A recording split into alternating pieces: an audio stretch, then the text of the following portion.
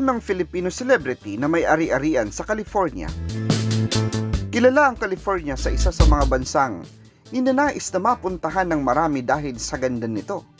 Kaya't marami sa mga mamamayan o mayayamang artista sa ating bansa ang bumili ng mga ari-arian at doon nanirahan o kaya na may ginagawang bakasyonan. Narito ang listahan ng mga artistang may mga ari-arian sa California. Number 1, Piolo Pascual. Si Piolo Pascual ay kabilang sa mga Filipino celebrity na may mga ari-arian sa Estados Unidos. Kabilang na ang bahay sa Las Vegas, Nevada, Los Angeles, California. Bagamat ipinahayag niya ang kanyang pagkagusto sa kanyang tirahan sa Las Vegas na inilarawan niyang tahimik at inklusibo, paminsan-minsan din daw siyang dumadalaw sa kanyang property sa Los Angeles, lalo na't doon nakabase ang kanyang anak na si Niego. Number 2, Ivana Alawi. Bagamat sumikat si Ivana dahil sa kanyang YouTube content at presensya sa social media, nananatiling pribado ang malaking bahagi ng kanyang personal na buhay, kabilang ang kanyang mga asawayan.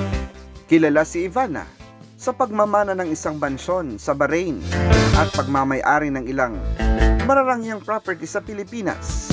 Kamakailan, ibinunyag niyang may bahay rin siya sa Los Angeles, California. Habang rumaragasa ang mga mapinsalang wildfire sa rehiyon, gumamit si Ivana ng social media upang ipahayag ang kanyang pag-aalala para sa kanyang pag-aari sa lungsod. Nagbahagi ang kapamilya actress ng isang larawan sa kanyang Instagram story na nagpakita ng tensyon sa paligid ng kanyang bahay. Sinulat niyang, "Outside our house, pray for LA." Number 3, Lisa Soberano. Naninirahan si Lisa Soberano sa Los Angeles habang pinapalawak ang kanyang pangalan sa international film scene.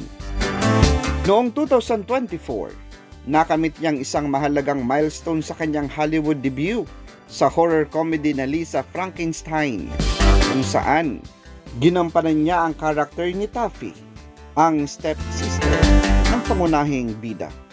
Dahil sa malaking hakbang na ito ng kanyang karera, nag-invest ang film actress ng isang apartment sa Los Angeles na siya at ang kanyang amang si Jan Soberano ang nagdisenyo at nagayos. Number 3, Bibi Gandang Hari. Ilang taon nang tinatawag ni Bibi Gandang Hari na tahanan ng Los Angeles, kung saan kasama niya ang kanyang minamahal na aso na si Bogart.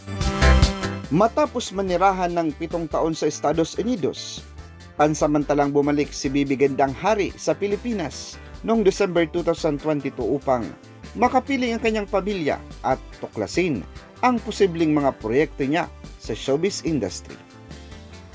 Number 5, Claudia Coronel. Hindi naging madali para kay Melfi Dacula, na mas kilala bilang Claudia Coronel, ang magsimulang muli ng buhay sa Los Angeles matapos ang kanyang paghihiwalay sa dating asawang si Andy Zhang, isang Chinese-American businessman. Sa eksklusibong panayam, ibinahagi ni Claudia ang mga hirap na dinanas niya bilang caregiver, kabilang ang pakikitungo sa mga pasyenteng bastos at papang-abuso sa pisikal at emosyonal na paraan. Gayunpaman, wala pa rin itong sinabi sa panganib na kanyang hinarap sa gitna ng nagdaang wildfire noon sa California. Number 6, Amanda Page.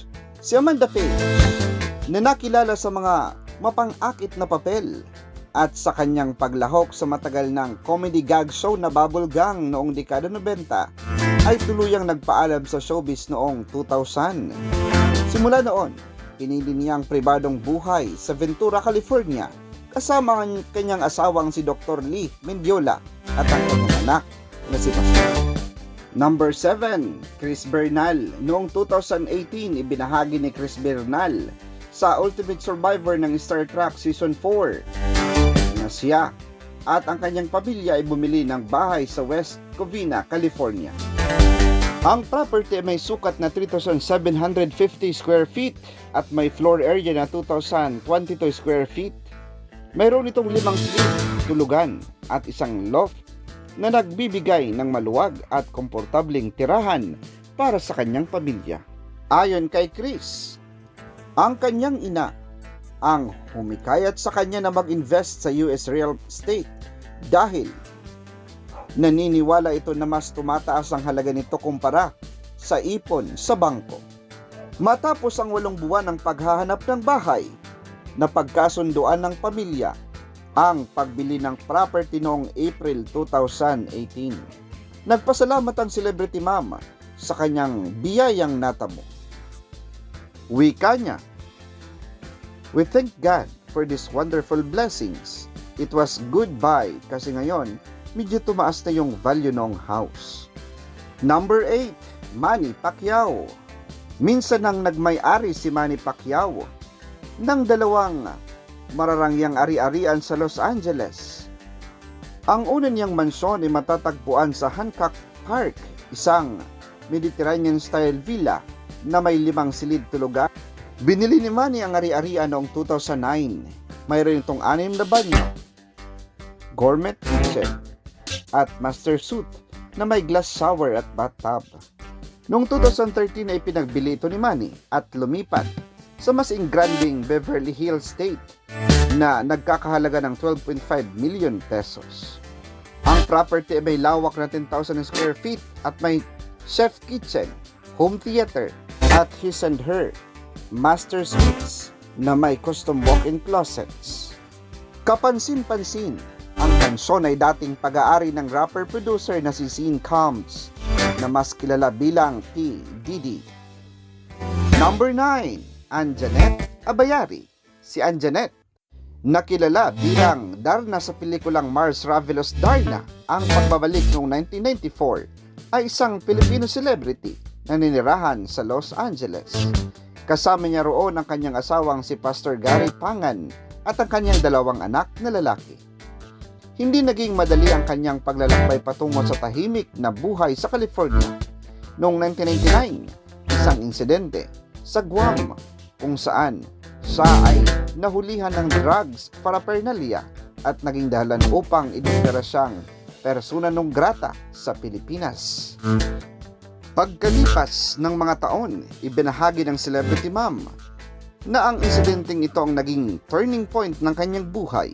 Nagturo sa kanya ng mahalagang aral tungkol sa pagtanggap at paglago bilang tao.